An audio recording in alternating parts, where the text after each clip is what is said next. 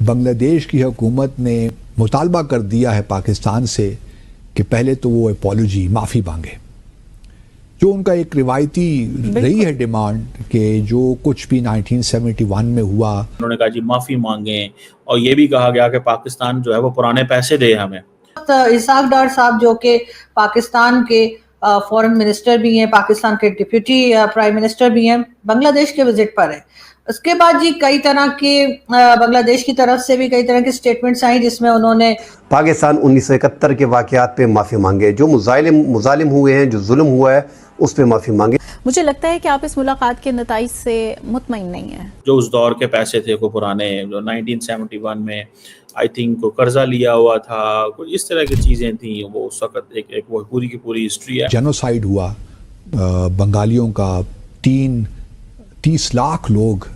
پاکستان کی آرمی نے قتل کیے، اس کی معافی مانگے، جس میں کہ لکھا ہے بنگلہ دیش نے کہ 1971 میں پاکستان کی طرف سے جو نسل کشی کی گئی، یعنی جس طریقے سے مارا گیا بنگلہ دیش کے لوگوں کو، 2 لاکھ خواتین کا ریپ ہوا، اس کی پاکستان معافی مانگے۔ اس کے علاوہ انہوں نے یہ کہا ہے کہ آپ لوگوں نے جو اثاثے یعنی کہ جو ایسٹس تھے پاکستان اور بنگلہ دیش کے درمیان، وہ آپ نے صحیح طریقے سے نہیں دیے۔ ساتھ ہی ساتھ آپ نے باقاعدہ سرکار بنگلہ دیش نے پاکستان سے 1971 میں ہوئے جن سنہار کے لیے معافی مانگنے کو کہا ہے۔ دراصل پاکستانی اپ پردھان منتری اور ودیش منتری اسحاق ڈار بنگلہ دیش کے دورے پر بڑے چاؤ سے گئے تھے، لیکن آگے سے ان کی فضیحت ہو گئی۔ بنگلہ دیش نے کھل کر اسحاق ڈار کو کہا ہے کہ پہلے پاکستان بنگلہ دیش سے پبلکلی معافی مانگے، تبھی اس کی اپولوجی ایکسپٹ کی جائے گی۔ اسحاق ڈار نے بنگلہ دیش میں کہا کہ 1971 کا وواد حل ہو چکا ہے، لیکن وہیں بنگلہ دیش نے پاکستان کے دعوے کو خارج کر دیا۔ ودیش معاملوں کے اصلاحکار توحید حسین نے صاف کہا کہ پرانے مدعوں کو سلجھا کر ہی دونوں دیشوں کے بیچ مضبوط رشتے بنائے جا سکتے ہیں۔ دراصل 1971 کی جنگ میں پاکستانی سینا پر لاکھوں بنگلہ دیشی مہیلاؤں کے ساتھ ریپ، ہتیا اور آگزنی کا آروپ لگا تھا۔ اسحاق ڈار نے بنگلہ دیش سے سبند بہتر کرنے کے لیے اسلام کی دہائی بھی دی، لیکن بنگلہ دیش کے ودیشی اصلاحکار نے اس سے صاف انکار کر دیا۔ انہوں نے صاف کہا کہ وہ پاکستانی منتری کے دعوے کو صحیح نہیں مانتے۔ ہمارا مین اسٹریم میڈیا یہ نہیں بتا رہا کہ وہاں پر اسحاق ڈار صاحب کو جو لیٹر دیا گیا ہے یا جو بات کی گئی ہے بنگلہ دیش کی طرف سے، اس میں انہوں نے پاکستان سے معافی کی بھی ڈیمانڈ کی ہے۔ جی ہاں، یہ میں آپ کو صحیح بتا رہی ہوں، اور اس میں کہا یہ گیا ہے کہ جو لیٹر یا جو ایک ڈاکیومنٹ دیا جاتا ہے کسی بھی گورنمنٹ آفیشل کے جانے کے اوپر، وہ جو اسحاق ڈار صاحب کو ملا ہے اس کا تمام چیزیں ہمارا جو مین اسٹریم میڈیا ہے وہ بتا رہا ہے، لیکن یہ پیراگراف نہیں بتا رہا جس میں کہ لکھا ہے بنگلہ دیش نے کہ 1971 میں پاکستان کی طرف سے جو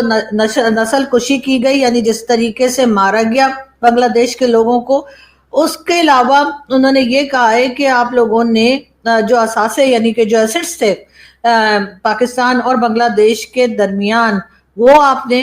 صحیح طریقے سے نہیں دیے۔ ساتھ ہی ساتھ آپ نے باقاعدہ سرکاری معافی کی بھی ڈیمانڈ کی ہے، جو ایسٹس ہیں وہ بھی مانگے ہیں۔ اس کے ساتھ ساتھ جو ڈونیشنز تھی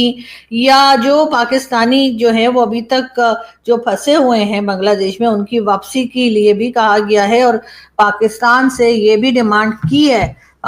بنگلہ دیش نے کہ جو پاکستانی ابھی تک بنگلہ دیش میں پھنسے ہوئے ہیں آپ ان کو بھی واپس لیجئے، جو ایسٹس ہمارے آپ کی طرف بنتے تھے وہ بھی ہمیں دیجئے، جو ہماری ڈونیشنز اور اس قسم کی جو امداد وغیرہ جو چیزیں ہماری تھیں وہ ہمیں سب کی سب واپس چاہیے، اور اس کے ساتھ جو خاص چیز انہوں نے مانگی ہے وہ انہوں نے پاکستان سے معافی کی ڈیمانڈ کی ہے، اور یہ بات آپ کو مین اسٹریم میڈیا پر کہیں دکھائی نہیں دے رہی، کیونکہ ظاہر ہے یہ کہہ کر تو جو اتنے عرصے سے جو ہمیں انڈین میڈیا بتاتا جا رہا ہے، انڈین نیوز پیپرز میں آ رہا ہے، انڈین میڈیا بار بار گلے پھاڑ پھاڑ کے ہمیں بولتا ہے جب ہم انڈین ٹی وی پہ جاتے ہیں، اس سے پہلے تو ہمیں بھی یہی تھا کہ نہیں جی ہم نے تو کچھ کیا ہی نہیں ہے، اور جو کچھ ہوا ہے وہ تو بھارت نے کیا ہے، ہمیں تو یہی ہمارے اسکول کالج یونیورسٹیز میں پڑھایا گیا ہے اور شاید ابھی تک پڑھایا جا رہا ہو، تو ہم نے تو ایک وہی امپریشن لے کر بیٹھے تھے۔ لیکن جب ظاہر انٹرنیٹ کا زمانہ ہے، جب لوگوں نے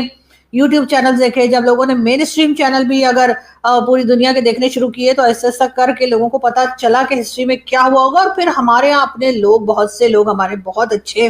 جو کہ سچ بولتے ہیں, جو کہ سچی ہسٹری جو ہے ہم لوگوں کو بتانے کی کوشش کرتے ہیں, جس سے ہم اپنے آپ کو اپڈیٹ کرتے ہیں, اپنے آپ کو امپروو کرنے کی کوشش کرتے ہیں, اپنے آپ کو بہتر بنانے کی کوشش کرتے ہیں. اور یہی ہوا کہ کئی لوگوں کو بنگلہ دیش کی ہسٹری کا پتہ لگا, کئی لوگوں کو یہ پتہ چلا کہ بنگلہ دیش میں ہم لوگوں نے کیا ظلم کیے تھے. بنگلہ دیش میں اس وقت کے ڈکٹیٹر نے یہ تک کہا تھا کہ ان لوگوں کی, ان بنگالیوں کی جو ہے وہ پوری نسل بدل دینی ہے ہم نے. یہ تمام چیزیں جو ہیں اب ریکارڈ کے اوپر ہیں, اب آ چکی ہیں. اور پھر سب سے بڑی بات, جو حمود الرحمان کمیشن رپورٹ جو چھپائی گئی اور بڑے عرصے تک چھپائی گئی اور کسی کو نہیں دی گئی, اور میں کہتی ہوں پاکستان کے ہر کالج یونیورسٹی میں یہ جو رپورٹ ہے حمود الرحمان کمیشن رپورٹ جو ہے اس کو پڑھانا چاہیے, اس کو ہر اسٹوڈنٹ کو دینا چاہیے. اور اگر یہ ایسا نہیں کرتے, جو کہ مجھے تو لگتا ہے کہ یہ نہیں کریں گے اس ڈر اور خوف سے کہ ان کے تمام کالے کرتوت, ان کے تمام کیے ہوئے کانڈ جو ہیں وہ سامنے آ جائیں گے, تو ایسے میں اسٹوڈنٹس آج کل بہت اسمارٹ ہیں. آج کل کے اسٹوڈنٹس جو ہیں وہ آپ کو اس طرح کے نہیں ملیں گے کہ اگر ٹیچر نے کچھ بتایا ہے تو ہی ان کو پتا ہے, ادروائز ان کو نہیں پتا. آج کل کے اسٹوڈنٹس انٹرنیٹ کے زمانے کے اسٹوڈنٹس ہیں, ان کو چاہیے کہ جی آپ گوگل کیجئے. میں تمام اسٹوڈنٹس کو ریکویسٹ کر رہی ہوں کہ پلیز آپ لوگ گوگل کیجئے, اس رپورٹ کو پڑھیے. وہ رپورٹ انٹرنیٹ کے اوپر موجود ہے, اس رپورٹ کو پڑھیے, صحیح ہسٹری کو جانیے. ہرگز کسی کی جھوٹی بتائی ہوئی ہسٹری کے اوپر بلیو نہ کیجئے. آپ لوگ جو ہے وہ پاکستان کی خدمت, پاکستان کو پروگریسو کنٹری بنانے میں رول پلے کر سکتے ہیں اگر آپ کو پتا ہو کہ کیا غلطیاں ہوئی ہیں ہمارے بڑوں سے, کیا کیا ہم نے غلط کام کیے ہیں, اور اس کے بعد ہم ان کاموں کو چھپاتے رہے ہیں, بچاتے رہے ہیں, اور اپنے آپ کو کلین چٹ خود ہی دیتے رہے ہیں. اگر ہم نے یہ چیزیں شروع میں ہی سیکھ لی ہوتی, اگر ہم نے شروع میں ہی اپنی غلطی کو مان لیا ہوتا, اپنے آپ کو امپروو کیا ہوتا, تو ڈیفینیٹلی آج پاکستان کے حالات کچھ اور ہوتے. آج پاکستان اس طرح سے جگہ جگہ جو ہے جا کر نہ تو فنڈ کے لیے گھوم رہا ہوتا, نہ IMF, نہ ورلڈ بینک, اور نہ ہی سعودیہ یا کسی اور گلف کنٹری کی طرف جا رہا ہوتا. ہمارے لوگ اس طرح سے بھیک مانگتے ہوئے گلف کنٹری سے پکڑے نہ جا رہے ہوتے. ہمارے لوگ بار بار جو ملک سے بھاگنے کی کوشش کرتے ہیں اور کشتیوں میں ڈوب جاتے ہیں, مر جاتے ہیں, لیکن پاکستان میں رہنا پسند نہیں کرتے,